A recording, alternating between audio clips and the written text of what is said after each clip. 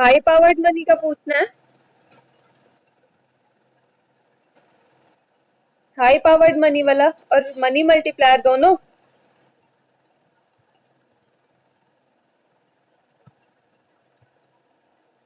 हाँ जी, दोनों रिपीट करने हैं।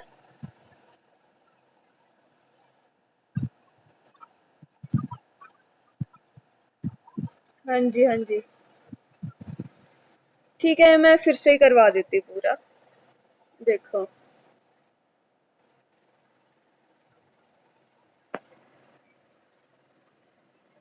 दिख रही है स्क्रीन आप सबको?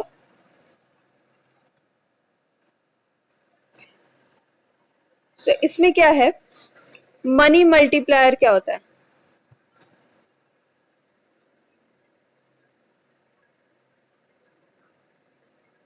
मनी मल्टीप्लायर का फॉर्मूला आपका होता है, ये फॉर्मूला आपको याद रखना पड़ेगा। मनी मल्टीप्लायर क्या होता है? Money supply upon high powered money.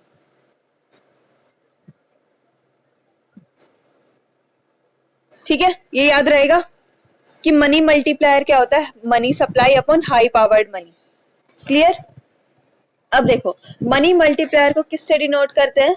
Small M से। ठीक है, और मनी सप्लाई को किससे डिनोट करते हैं? कैपिटल एम से। और हाई पावर्ड मनी को एच से डिनोट करते हैं। ठीक है, अब मैंने आपको बताया था कि जो मनी सप्लाई क्या होती है? मनी सप्लाई होती है आपकी जितनी पूरी इकोनॉमी में जितनी भी करेंसी कैश की फॉर्म में है पब्लिक के पास वो, प्लस जो डिमांड डिपॉजिट्स बैंक्स में है वो, इन दोनों को प्लस करेंगे तो हमारे क्या आ जाएगी? Money supply. यही पढ़ाया था, याद है आपको? ठीक है, तो मनी सप्लाई का क्या फॉर्मूला हो गया? एम क्या फॉर्मूला हो गया?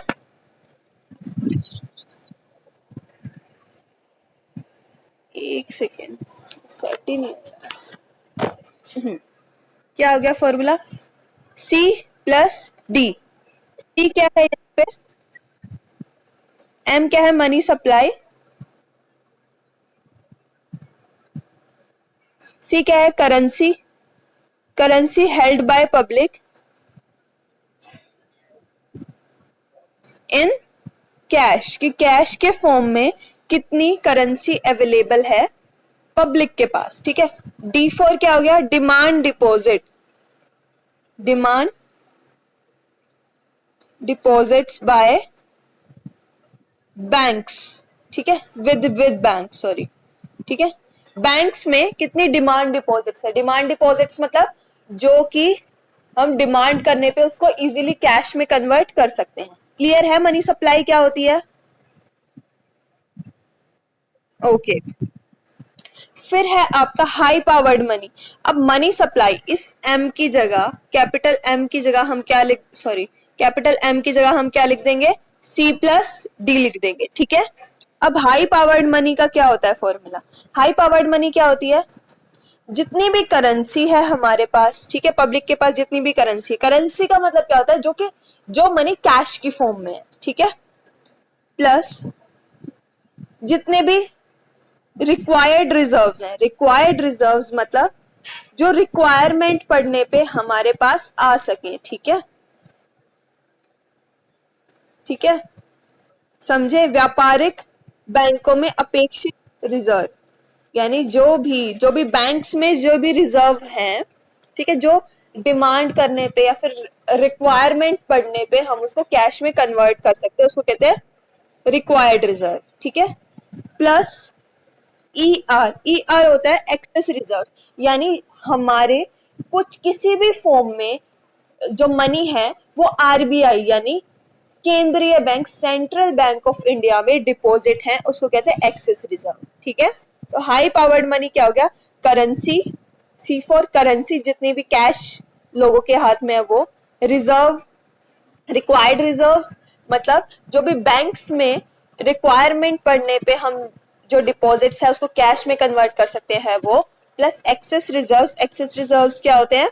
जो कि हम हमारी डिपॉजिट्स आरबीआई में डिपॉजिट है वो।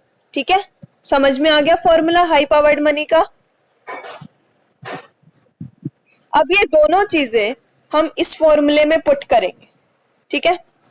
अब m की वैल्यू क्या होगी, मनी मल्टीप्लाई की c plus D upon c plus R R plus E R. यहां तक किसी को दिक्कत? चले आगे।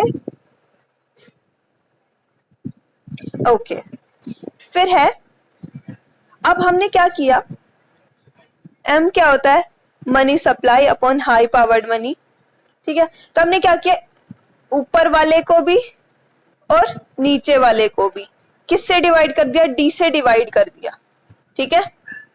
हम d से डिवाइड कर देंगे तो हमारा क्या बना, c upon D plus d upon D, ठीक है, upon c upon D plus R R upon D plus E R upon D, ठीक है। कर दिया हमने, d से डिवाइड कर दिया, ठीक है। फिर क्या हुआ, हमने इसको, ये जो फ्रैक्शन है इसको सिंप्लीफाई करने के लिए, d से d कट जाएगा, ठीक है। इसको सिंप्लीफाई करने के लिए क्या किया, c बाई डी को क्या मान लिया, small c, R R by D को क्या मान लिया, स्मॉल r, और ई आर अपॉन डी को क्या मान लिया, स्मॉल e, ठीक है। अब हमारा फॉर्मूला क्या बना, money multiplier is equal to money supply upon high powered money is equal to, हाँ जी, हिंदी की क्लास अभी कैसे आ सकती है, टाइम टेबल कौन सी मैम है, तो आप उनको बोलो ना कि इस टाइम टेबल के अकॉर्डिंग इकोनॉमिक्स की क्लास होती है। हाँ जी,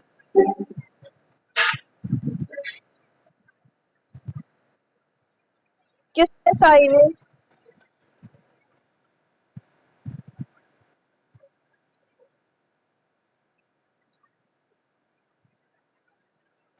चलो आप लोग देख लेना, अगर मैम कहे ज्वाइन करने के लिए तो उन्हें बताओ कि टाइम टेबल के अकॉर्डिंग 1:30 से 2:15 तक इकोनॉमिक्स की क्लास होती है, ठीक है। समझ में आ गई सबको? अगर कोई और क्लास होती है तो आप लोग बोलोगे, कोई क्लासेस नहीं है,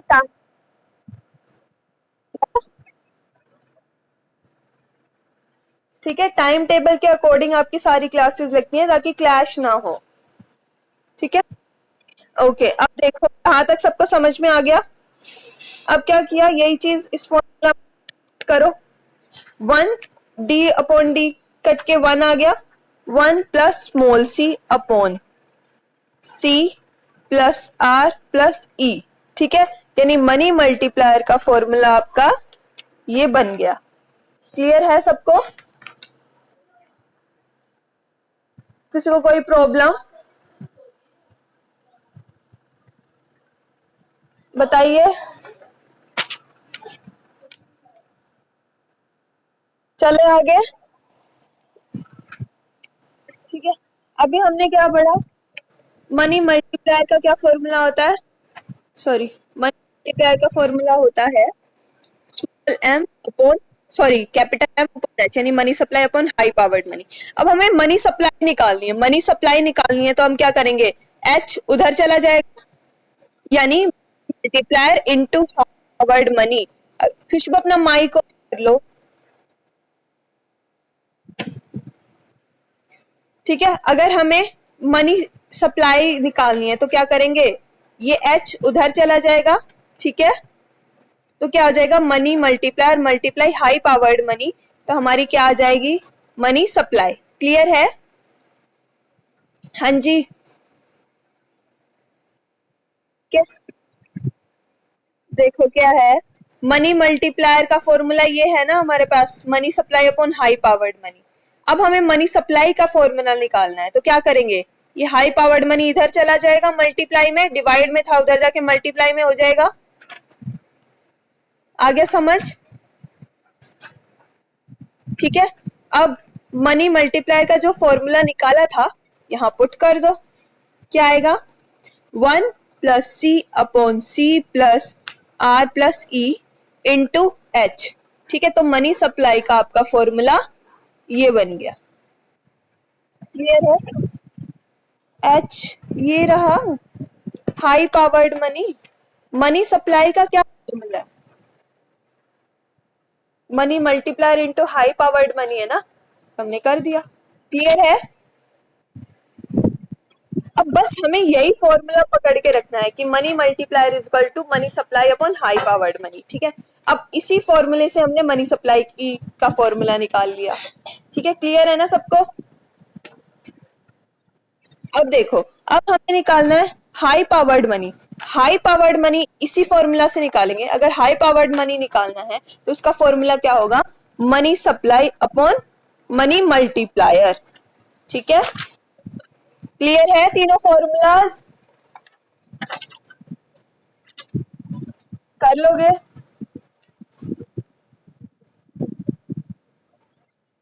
ओके, आगे चले अब।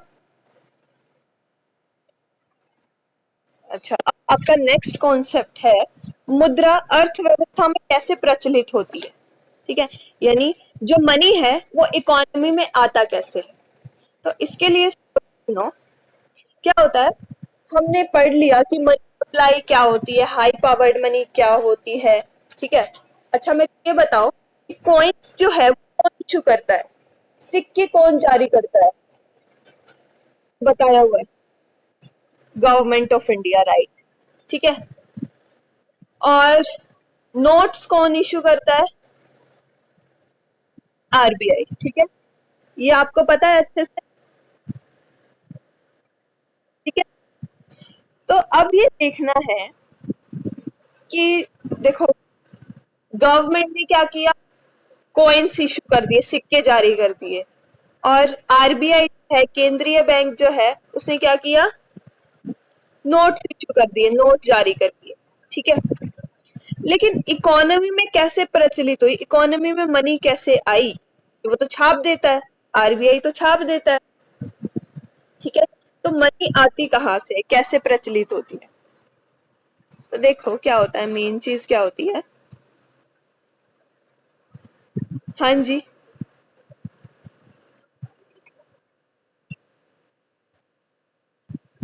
अब बता रही हूँ।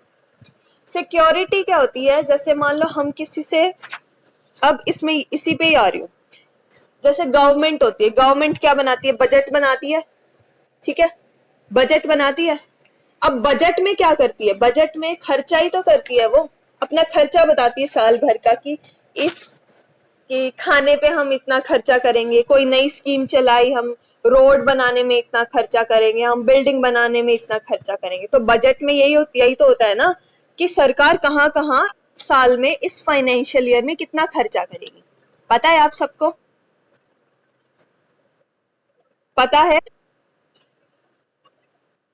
ठीक है, तो क्या होता है, कई बार क्या होता है कि जो सरकार है, सरकार का बजट ऐसा हो जाता है कि उसका खर्चा ज्यादा हो जाता है और उसकी इनकम जो है, गवर्नमेंट की इनकम कम हो जाती है। ठीक है, सरकार का खर्चा ज्यादा होता है, व्यय ज्यादा होता है, आय कम होती है। ठीक है, यानी एक्सपेंडिचर ज्यादा होती है और रेवेन्यू कम आता है। ठीक है, और रेवेन्यू कहाँ से आता है, आय कहाँ से आती है सरकार की? टैक्सेस से। ठीक है, पता है ये आपको, टैक्सेस से आती है सरकार। ठीक है, तो क्या होता है, एक होता है बजटीय घाटा, budget deficit, budget budget deficit. Budget deficit क्या होता है, जब अपना,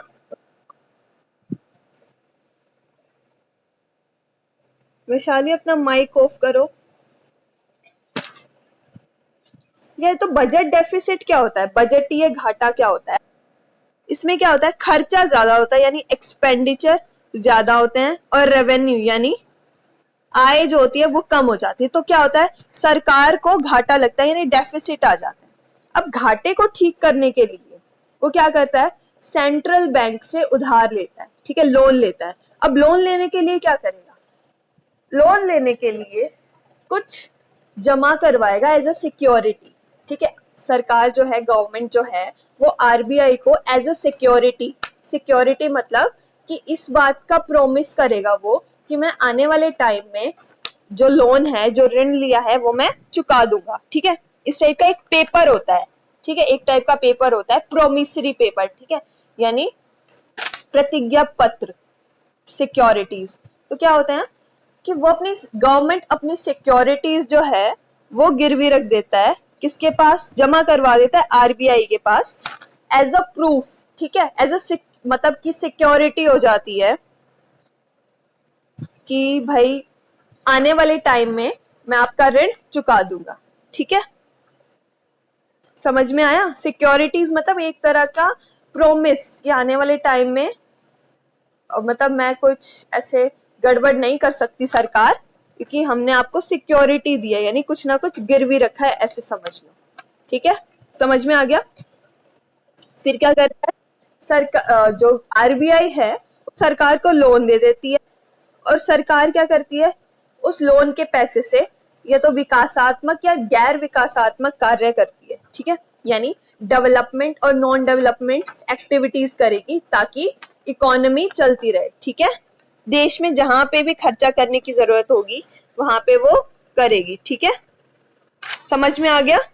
इस तरह से जो करेंसी है, जो आपकी मनी सप्लाई है, वो इकोनॉमी में आती है, ठीक है, मनी जो है वो इकोनॉमी में आ जाता है। समझ में आ गया?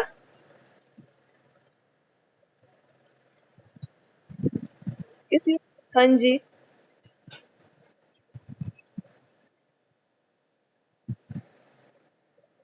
देखो रेट ऑफ इंटरेस्ट जाता है, ठीक है,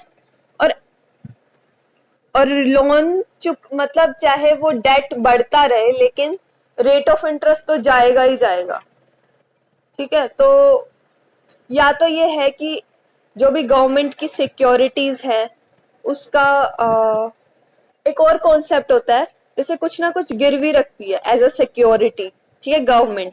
तो अगर वो लोन ना चुका पाए तो क्या होता है, मान लो गवर्नमेंट ने कोई अपनी प्रॉपर्टी गिरवी रखती, तो वो प्रॉपर्टी आरबीआई के नाम हो जाती है, ठीक है, अगर लोन ना चुका पाए तो। समझ? ओके, तो समझ में आ गया कि मनी जो है, मुद्रा जो है, वो अर्थव्यवस्था में प्रचलित कैसे होती है, यानी मनी इकोनॉमी में कैसे आता है, ठीक है।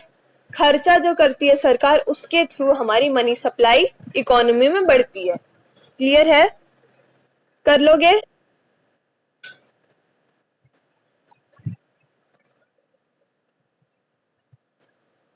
हम्म। हम्म। अब अब देखो, रोड्स पे खर्चा कर दिया, ठीक है, रोड्स बनाने में, तो फायदा किसका हुआ अल्टीमेटली? पब्लिक का ही फायदा हुआ ना, अच्छे रोड्स मिल गए। तो डायरेक्ट नहीं तो इनडायरेक्टली आ जाता है।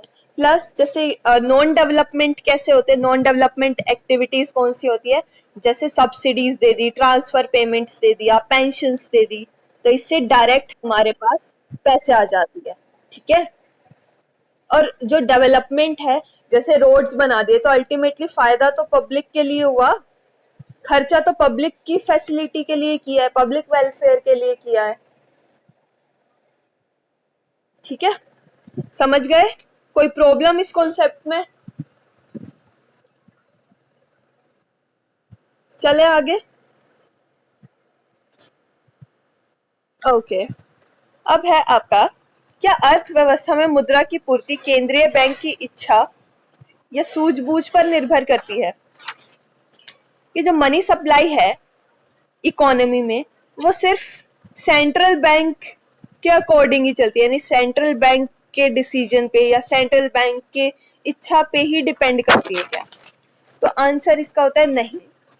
मनी सप्लाई जो है वो कई फैक्टर्स पे डिपेंड करते हैं, जो हम पहले भी पढ़ चुके हैं, ठीक है।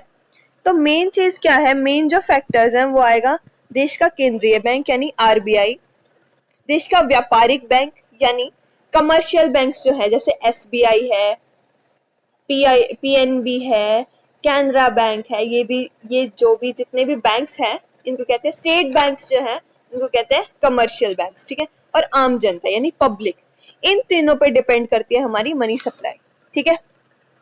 अब क्या है, देखो आरबीआई क्या करती है, करेंसी को, नोट्स को क्या करती है, इश्यू कर देगी, ठीक है, जारी कर देगी, ठीक है। फिर मनी सप्लाई कितनी बढ़ी है वो किसके ऊपर डिपेंड करेगा, सीआरआर पे, ठीक है, नगद निधि अनुपात।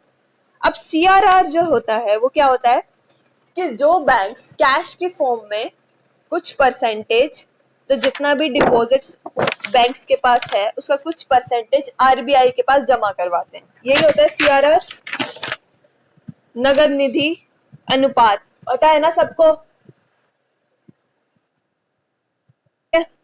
तो क्या होता है कि सीआरआर जो है, अगर सीआरआर ज्यादा है तो क्या होगा, मनी सप्लाई कम हो जाएगी। अब मनी सप्लाई कैसे कम होगी, अब सीआरआर ज्यादा है यानी जो बैंक्स हैं उनको आरबीआई को ज्यादा पैसा देना पड़ रहा है। अब बैंक्स के पास कम पैसा बच गया, ठीक है, क्योंकि उसने ज्यादा पैसा, हाँ जी क्या कह रहे हो,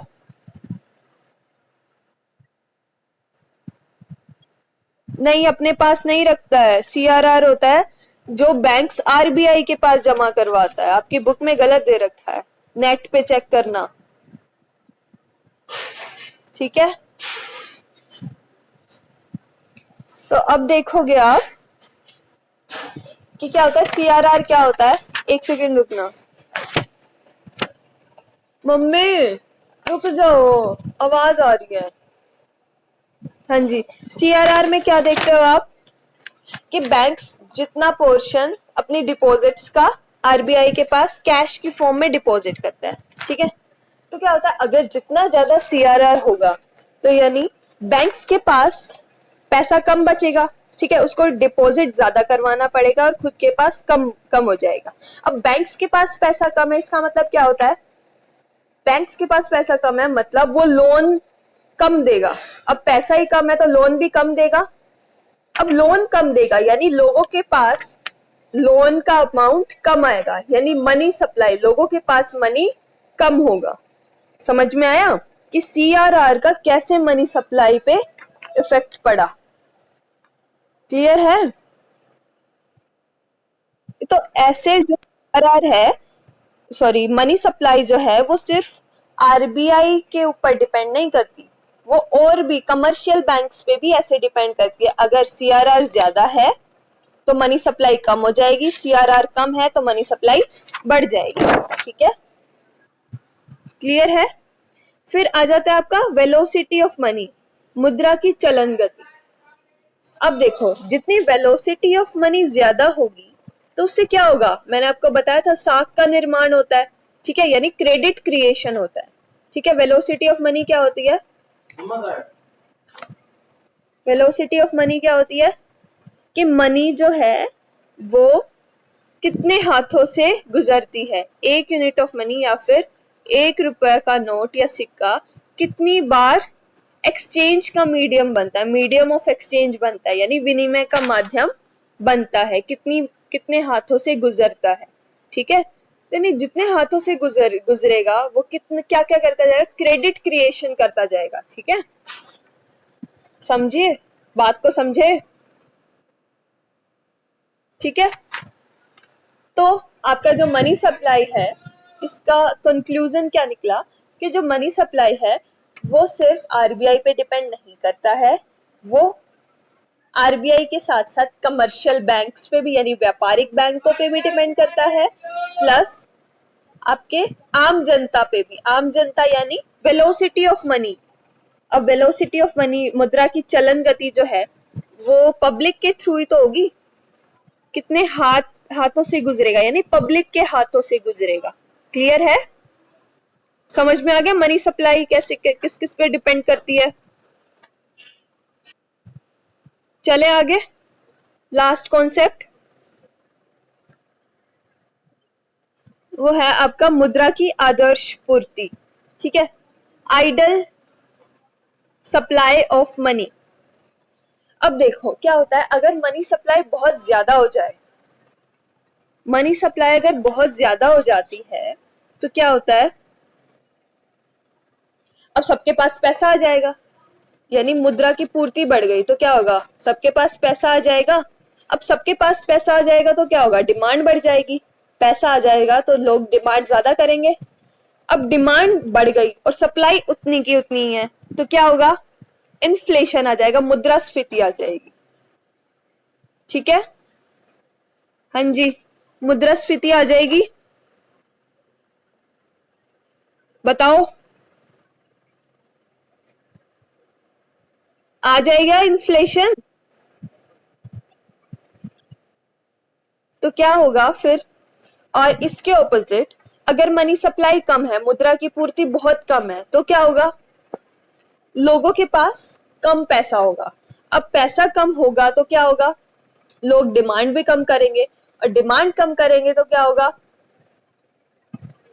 बताओ, डिमांड कम हो जाएगी और सप्लाई उतनी की उतनी है तो क्या होगा, मंदी आ जाएगी अर्थव्यवस्था में।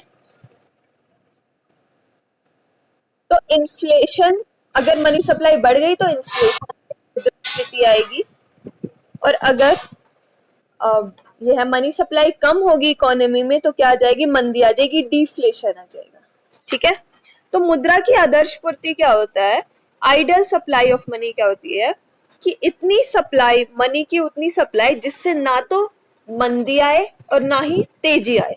ठीक है, उसको कहते हैं मुद्रा की आदर्श पूर्ति, ideal supply of money. Clear है? ओके, आप इसको पढ़ लेना, अगर कुछ और नहीं समझ में आए तो हम कल कर लेंगे। ठीक है, ओके, तो जी